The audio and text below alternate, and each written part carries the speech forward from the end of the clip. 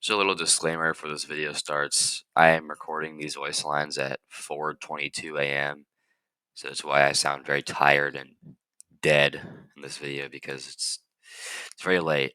I should probably be asleep, but I wanted to make this video, so I'm doing it for you. So please enjoy. I'm gonna say it blatantly. South Bronx's Trenches is a completely different game than what it was just 6 months to a year ago, and it's not for the better. Sure, there's been some interesting updates, like overpriced Game Pass weapons that aren't even really that good, and extremely overpriced cars, but we'll glance over those for now. South Bronx used to be a completely different game, and I'll go over why in this video.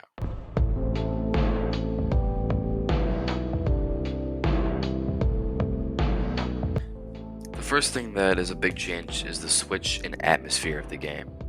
South Bronx used to be a very strict roleplay game. This is displayed in older videos of the game where big gangs weren't that common and would actually interact with other people before having a gunfight instead of just third partying and looting them for no reason. One of the smaller details that I really enjoyed about earlier South Bronx was that some parts of the map were controlled by different gangs and that it would display a little warning in the corner of your screen. It added a feeling of suspense and dread, like you should watch your back to avoid getting jumped. Anyways, back to the roleplay aspect. The roleplay aspect of South Bronx used to be taken very seriously, and failing roleplay would usually get you shot or sometimes even banned. Nowadays, nobody roleplays, and if you do, you'll most likely get clowned for it and shot. It's just a sandbox for little kids to shoot each other and yell at each other in voice chat, which that brings us to our next topic. If I had $1 for every time I've been random killed in South Bronx, I would have $127. Yes, I have been keeping count. I literally keep it in a Google Doc. Here's proof if you don't believe me. But that's besides the point. Random killing is bound to happen, obviously. I mean, if you give a bunch of people guns, free will, and voice chat, they're gonna shoot each other over next to nothing beef. It happens all the time, but it shouldn't. Random killing used to also be taken very seriously, and 9 times out of 10, you get reported and literally banned for it. But now, they close the forum to report random killing, and it specifically says on the exploiter report forum that if you report random killing here, you'll get banned. Well, where the hell am I supposed to report it then? Nowhere is the answer, because they don't care anymore. I can cut them a little slack on this one because random killing is very hard to accurately moderate, but they can at least put some effort into it. Act like they care, you know? Now, the money system isn't that bad, but it definitely has some flaws. The box and trash jobs are actually a nice idea to start out for new players, giving low money, but they're minimal effort and no cash being put in. Robbing stores is good too, but I wish they'd give a little more money, at least 1,500 instead of the usual 800 to 1,100, and that's without the 2x rob game pass.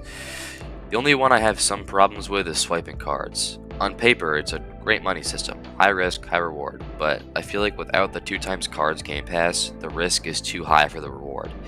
You put in $850 for a card, and you get the chance to get around 1,000 to 6,000 or nothing at all. Your application can also be unsuccessful at the bank.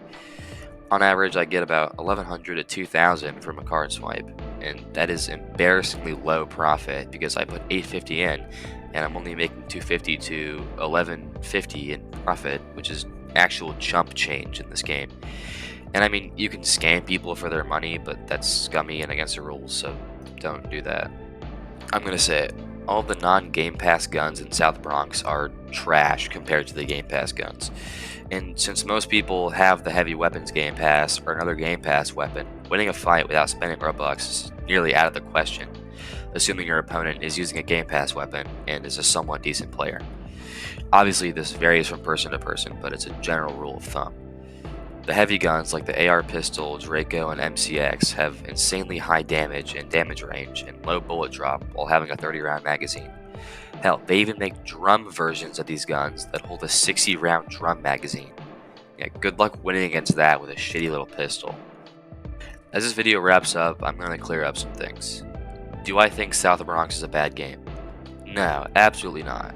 Every game has its flaws. I just wanted to make a video exposing its flaws so they can hopefully be changed. I've been playing this game for almost a year now, and I only want the best for the game, the devs, and the community. Am I blinded by nostalgia?